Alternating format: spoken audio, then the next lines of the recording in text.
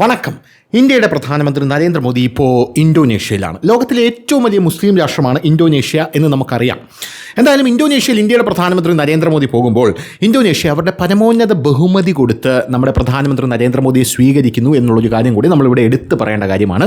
ഈ സമയത്ത് ജഗതി, അതായത് ബാലേട്ടനിലെ ജഗതിയെ പോലെ എന്തൊരു ചൊറിച്ചിൽ എന്ന് പറഞ്ഞുകൊണ്ട് കുറേ ടീം ഇവിടെ അലഞ്ഞു തിരിഞ്ഞ് നടക്കുന്നത് നമുക്കറിയാനായിട്ട് സാധിക്കും.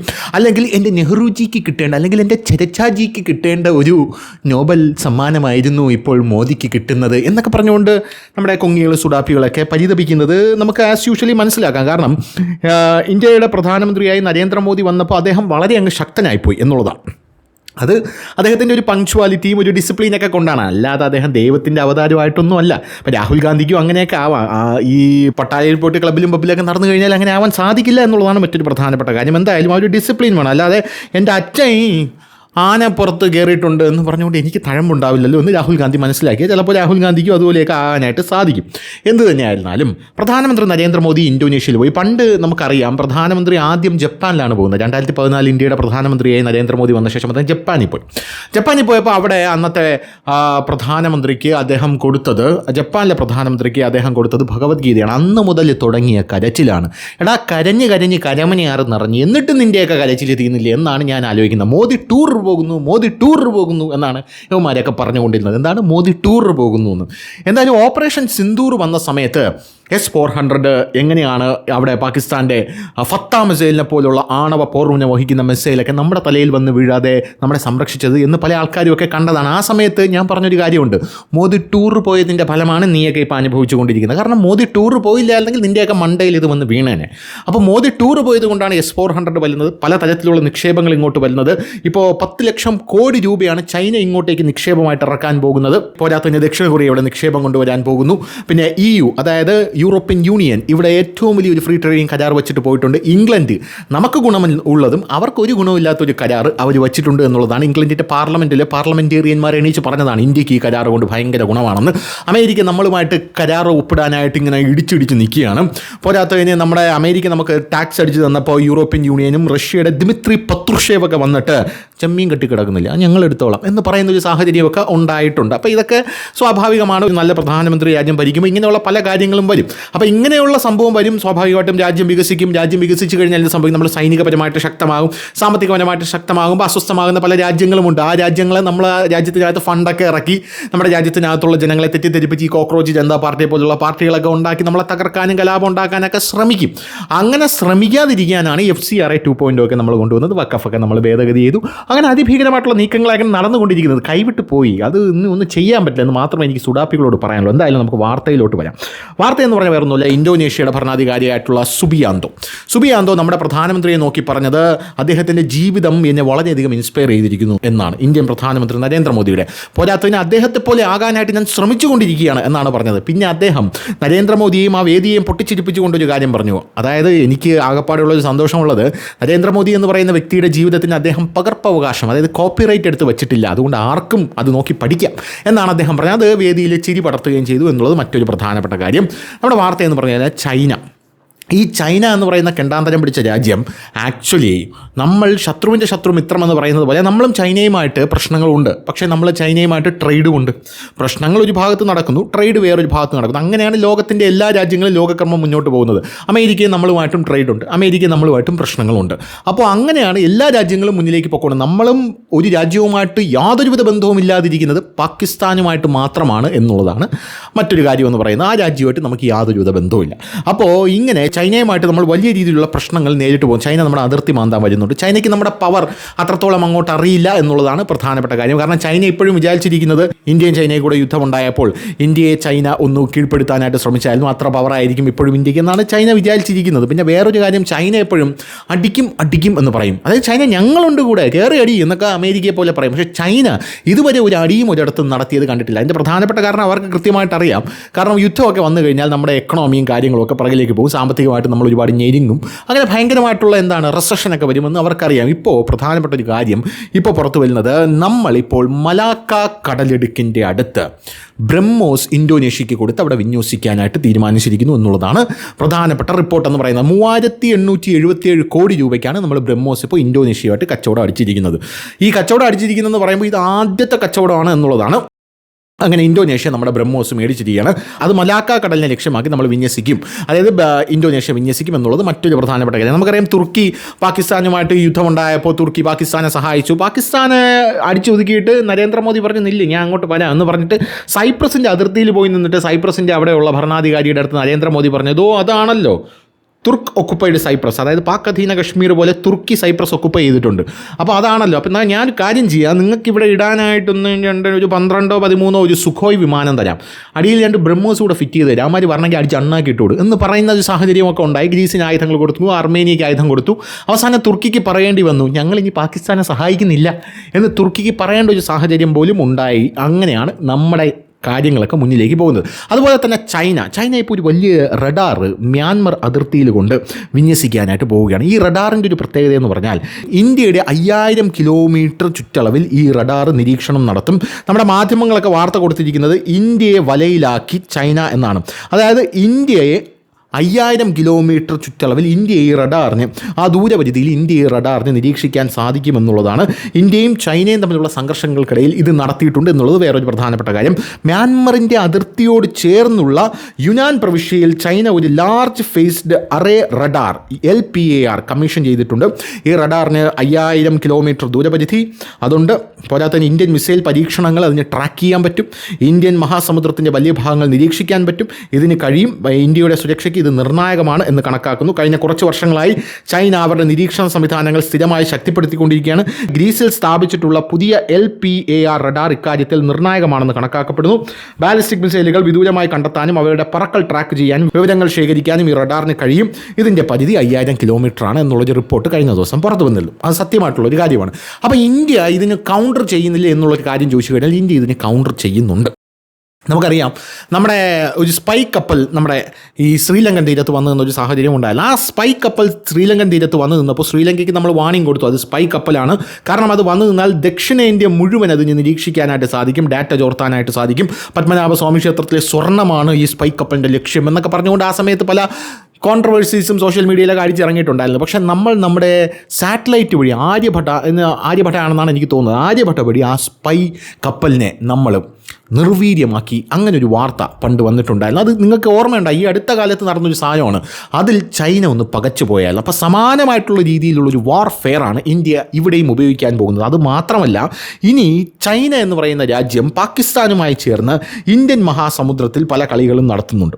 ഇന്ത്യൻ മഹാസമുദ്രം എന്ന് പറയുമ്പോൾ നമ്മൾ വിചാരിക്കും അത് ഇന്ത്യയുടേതാണെന്ന്. ഇന്ത്യയുടേതല്ല. ഇന്ത്യൻ മഹാസമുദ്രം എന്ന് പറഞ്ഞാൽ ഒരു വലിയ വാസ്റ്റായിട്ടുള്ളൊരു സമുദ്രമാണ്. ആ സമുദ്രത്തിൻ്റെ തെക്കും വടക്കും ഒക്കെ അങ്ങോട്ടും ഇങ്ങോട്ടും കണക്ട് ചെയ്യണമെങ്കിൽ തന്നെ മനുഷ്യൻ്റെ ഉയിരെടുക്കും എന്നുള്ളതാണ് ഇന്ത്യൻ മഹാസമുദ്രത്തിൻ്റെ ഒരു പ്രത്യേകത എന്ന് പറയുന്നത്. ഇനി ചൈനയുടെ കളി ഇന്ത്യൻ മഹാസമുദ്രത്തിൽ നടക്കില്ല എന്നുള്ളതാണ്. കാരണം ചൈനീസ് പാക് ചാരപ്പണി നടപ്പാക്കാതിരിക്കാൻ ആഴക്കടലിൽ ഇന്ത്യ ഒരു രഹസ്യ കണ്ണ് സ്ഥാപിക്കുന്നു എന്നുള്ളതാണ് ഇതിൻ്റെ പ്രധാനപ്പെട്ട സംഭവം എന്ന് പറയുന്നത്. അതായത് ചൈന ഒരു ചെക്ക് ഇങ്ങോട്ട് വെച്ചപ്പോൾ നിനക്ക് അങ്ങോട്ടൊരു ചെക്ക് വയ്ക്കുകയാണ് എന്നുള്ളതാണ് ഇന്ത്യയുടെ വേറൊരു കണി ചൈനയ്ക്ക് വേണ്ടി ഇന്ത്യ ഒരുക്കി വെച്ചിരിക്കുന്നത്. ഇന്ത്യൻ മഹാസമുദ്രത്തിൽ ചൈനയുടെയും പാകിസ്ഥാനിൻ്റെയും അന്തർവാഹിനികളുടെ സാന്നിധ്യം നല്ലതുപോലെ ഉണ്ട്. ഈ അന്തർവാഹിനികൾ എവിടെ നിന്നാണ് വരുന്നത്? ഈ അന്തർവാഹിനികൾ മലാക്ക കടലിടുക്ക് കടന്നാണ് വരുന്നത്. ഈ മലാക്ക കടലിടുക്കിലാണ് നമ്മൾ ബ്രഹ്മോസ് വിന്യസിക്കാനായിട്ട് പോകുന്നത്. ഇപ്പോൾ ഇന്തോനേഷ്യയുടെ കയ്യിൽ നമ്മളത് കൊടുത്തിട്ടുണ്ട്. ആ ബ്രഹ്മോസ് അവിടെ വിന്യസിക്കും. പോരാത്തതിന് നമ്മൾ അവിടെ നിന്ന്, അതായത് ഈ മലാക്ക കടലിടുക്കിൻ്റെ 160 കിലോമീറ്റർ ഇപ്പുറത്താണ് നമ്മുടെ ആൻഡമാൻ നിക്കോബാർ ദ്വീപുകൾ. അവിടെയാണ് നമ്മുടെ ട്രാൻസ്ഷിപ്മെൻറ്റ് പോർട്ടും ദ ഗ്രേറ്റ് നിക്കോബാർ പ്രോജക്റ്റും വരുന്നത്. അവിടെ നമ്മൾ ആണവ ഒരു വാൾ, അതായത് ഒരു ന്യൂക്ലിയർ വാൾ പണിയുകയാണ്. എന്നിട്ട് നമ്മുടെ അരിഹന്തിനെ അഴിച്ചു വിടാൻ പോവുകയാണ്. കാരണം ഇന്ത്യൻ മഹാസമുദ്രത്തിൽ ചൈന കയറുന്നതും ചൈനയുടെ അന്തർവാഹിനികൾ ഇന്ത്യൻ മഹാസമുദ്രത്തിൽ എവിടെയൊക്കെ പതുങ്ങിയിരിക്കുന്നുണ്ട് എന്ന് ഇന്ത്യക്ക് കണ്ടുപിടിക്കാൻ ഇപ്പോഴും ദുർബലമാണ്. അത് ഇന്ത്യക്കെന്നല്ല, അത് ഏത് ലോകരാജ്യങ്ങളും ഈ ഇന്ത്യൻ ഓഷ്യനെ നിരീക്ഷിക്കുന്നത് വളരെ ബുദ്ധിമുട്ടുള്ളൊരു കാര്യമാണ്. പക്ഷേ നമുക്ക് ചെയ്യാൻ പറ്റുന്നൊരു കാര്യം, ഈ ഇന്ത്യൻ മഹാസമുദ്രത്തിലേക്ക് ഇവന്മാർ കയറി വരുന്ന ആ ഡോർ ഉണ്ടല്ലോ, ആ ഡോർ നമുക്ക് ക്ലോസ് ചെയ്യാൻ പറ്റും. ആ ഡോർ ക്ലോസ് ചെയ്യാം, അല്ലെങ്കിൽ ആ ഡോറിൻ്റെ അവിടെ നമുക്ക് നിരീക്ഷണം നടത്താൻ സാധിക്കും. അതാണ് ഈ മലാക്ക കടലിടുക്ക് എന്ന് പറയുന്നത്. ചൈനയുടെ പണ്ടുകാലം മുതലേ ചൈനയുടെ വ്യാപാരം മലാക്ക കടലിടുക്കിലൂടെയാണ് നടന്നു വരുന്നത്. അപ്പോൾ അവിടെ നമ്മൾ ബ്രഹ്മോസ് വിന്യസിച്ചു. പോരാത്തതിന് ഈ ഇന്ത്യൻ ഓഷനിൽ നമ്മൾ ചാരക്കണ്ണ് സ്ഥാപിക്കുന്നു എന്നുള്ളത് മറ്റൊരു പ്രധാനപ്പെട്ട കാര്യം.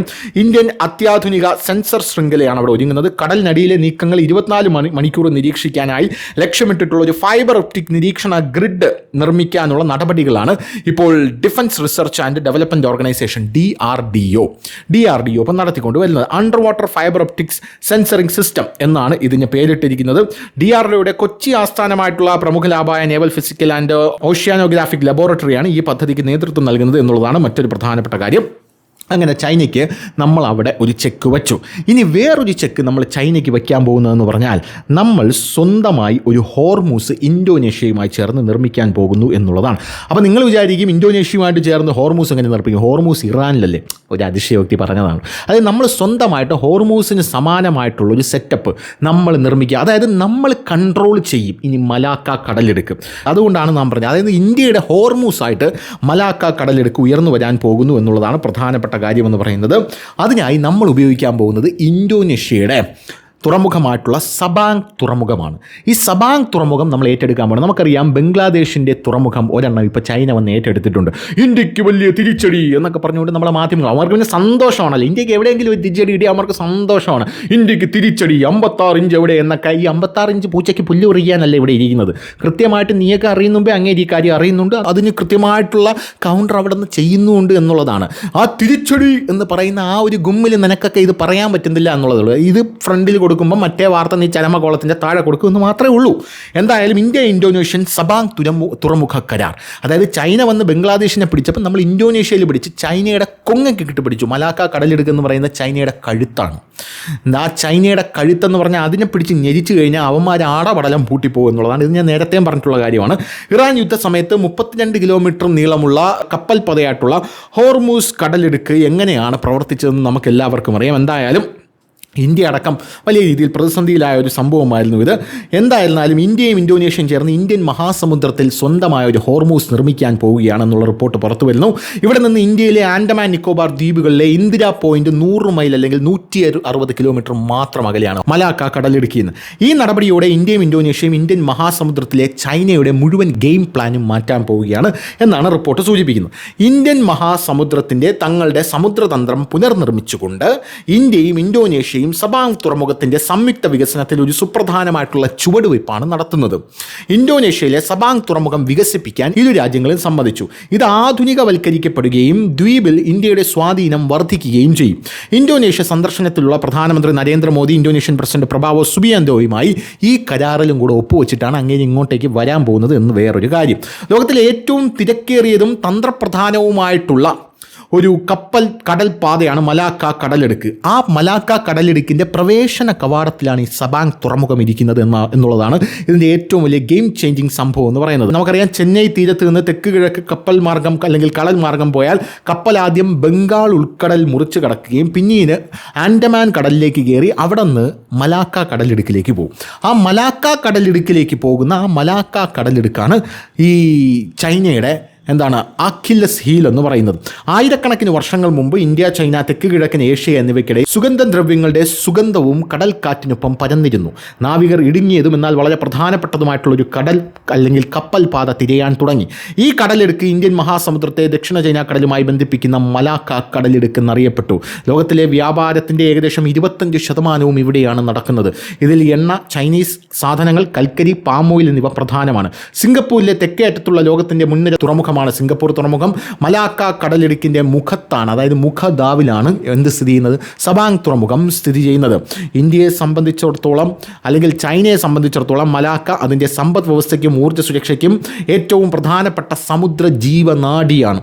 ഇന്ത്യൻ മഹാസമുദ്രത്തിൻ്റെയും ദക്ഷിണ ചൈന കടലിനെ ബന്ധിപ്പിക്കുന്ന ഇടുങ്ങിയ കടൽപാത ലോകത്തിലെ തന്നെ ഏറ്റവും തിരക്കേറിയ വ്യാപാര പാതകളിൽ ഒന്നാണ്. 2003 മുൻ ചൈനീസ് പ്രസിഡന്റ് ഹു ജിൻഡാവോ മലാക്ക ദ്വന്ദ്വത്തെക്കുറിച്ച് പരാമർശിച്ചു. ഇത് ചൈന ഈ വ്യാപാരപാതയെ അമിതമായി ആശ്രയിക്കുന്നത് സൂചിപ്പിച്ചിരിക്കുന്നു എന്നുള്ളതാണ്. എന്തായാലും ഇതൊരു തുറമുഖ വികസന പദ്ധതിയല്ല, ഇതൊരു തന്ത്രപരമായിട്ടുള്ളൊരു കാഴ്ചപ്പാടാണ്, അല്ലെങ്കിൽ ഒരു തന്ത്രപരമായിട്ടുള്ള ഇന്ത്യയുടെ നീക്കമാണ് എന്നുള്ളതാണ് മറ്റൊരു പ്രധാനപ്പെട്ട കാര്യം. അതായത് ഒരു വശത്ത് ഇന്ത്യ പണിയാൻ പോകുന്നത് എന്താണ്?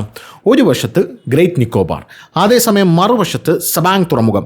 ഈ രണ്ടും അപ്പുറവും ഇപ്പുറവും നിൽക്കുമ്പോൾ ഇനി ഇന്ത്യൻ ഓഷൻ ഇന്ത്യ ഭരിക്കും, മൊത്തത്തിൽ ഇന്ത്യ ഭരിക്കും എന്നുള്ളതാണ് ഇതിൽ നിന്ന് നമുക്ക് മനസ്സിലാകാൻ സാധിക്കുന്ന ഒരു കാര്യം എന്ന് പറയുന്നത്. അതായത് ഇപ്പുറത്ത് ആൻഡമാൻ ആൻഡ് നിക്കോബാർ ഉണ്ട്, ഇനി ഇന്ത്യയുടെ അപ്പുറത്തുണ്ടല്ലോ, അതായത് ഇന്ത്യയുടെ അറേബ്യൻ സീയുടെ ആ ഭാഗത്ത് നമുക്ക് ലക്ഷദ്വീപിൻ്റെ ഒരു നേവൽ ബേസ് ഉണ്ട്. അവിടെ നിന്ന് നേരെ പോകുന്നത് കാർവാർ നേവൽ ബേസിലോട്ടാണ്. ഈ ലക്ഷദ്വീപിൻ്റെ നേവൽ ബേസ് എന്ന് പറയുന്നത് അതിനാണ് അവിടെ നമ്മുടെ പ്രഫുൽ ഖോഡ പട്ടേലിനെ കൊണ്ട് ഇറക്കിയപ്പോൾ യുവമാരും കറന്ന് ബഹളം വെച്ചില്ല, അയ്യോ തെങ്ങിന് മറ്റേ ചുവന്ന പെയിൻ്റ് അടിക്കുന്ന കാവി പെയിൻ്റ് അടിക്കുന്നതെന്ന് പറഞ്ഞ്. യഥാർത്ഥത്തിൽ അവിടുത്തെ വികസനത്തിനോടൊപ്പം തന്നെ അതൊരു നേവൽ ബേസ്, അതായത് ഇന്ത്യയിലേക്ക് വരുന്ന കപ്പലുകളുടെ ഒരു കവാടമായിട്ടാണ്.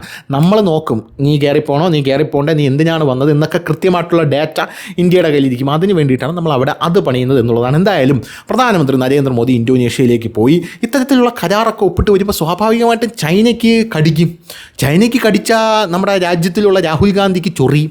അങ്ങനെ ചൊറിഞ്ഞു കഴിഞ്ഞാൽ രാഹുൽ ഗാന്ധി ഇനി ആൻഡമാനിൽ പോയി കുളത്തി ചാടാനുള്ള പല പരിപാടികളും നമുക്ക് കാണുന്നുണ്ട്.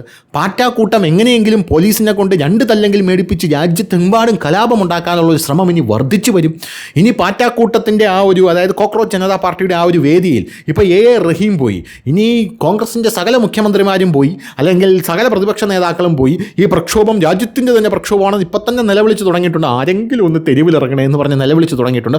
ഇനി അങ്ങനെ ഒരുപാട് കാര്യങ്ങൾ നമ്മൾ കാണാനിരിക്കുകയാണ്. അതിൻ്റെ ഒരു ചെറിയൊരു തുടക്കം മാത്രമാണ് മോദി തിരികൊളുത്തി വിട്ടിരിക്കുന്നതെന്ന് പറയുന്നത്. ഇനി ഒരുപാട് കാര്യങ്ങൾ ഇങ്ങനെ മാലപ്പടക്കം പോലെ കാണാനിങ്ങനെ ഇരിക്കുകയാണ്. അതായത് നരേന്ദ്രമോദിയുടെ താടി കൊഴിയുന്നത് തൊട്ട് അമിത്ഷായുടെ തടി കൂടുന്നത് വരെ അവർ ഓഡിറ്റ് ചെയ്യാൻ പോകുന്ന ഒരു കാലഘട്ടത്തിലൂടെയാണ് നമ്മൾ കടന്നു പോകാനായിട്ട് ഇനി പോകുന്നത്. പക്ഷേ എന്തൊക്കെ പറഞ്ഞു കഴിഞ്ഞാലും ഇതൊക്കെ വരിക തന്നെ ചെയ്യുമെന്നുള്ളതാണ്. അതാണ് ഇന്ത്യൻ ജനത നരേന്ദ്രമോദിക്ക് കൊടുത്തിരിക്കുന്ന ഒരു അപ്പർ ഹാൻഡ് എന്ന് പറയാം. ഈ ജനാധിപത്യത്തിൽ നരേന്ദ്രമോദിയോട് ജനങ്ങൾ പറയുകയാണ്, നീ ചെയ്തോടാ മോനെ, നീ ധൈര്യമായിട്ട് ചെയ്തോ, യാതൊരുവിധ പ്രശ്നവുമില്ല. കുറുക്കന്മാരെന്ത് ചെയ്യും? ഓരിയിടും. അതൊന്നും നമ്മൾ ശ്രദ്ധിക്കേണ്ട ആവശ്യമില്ല.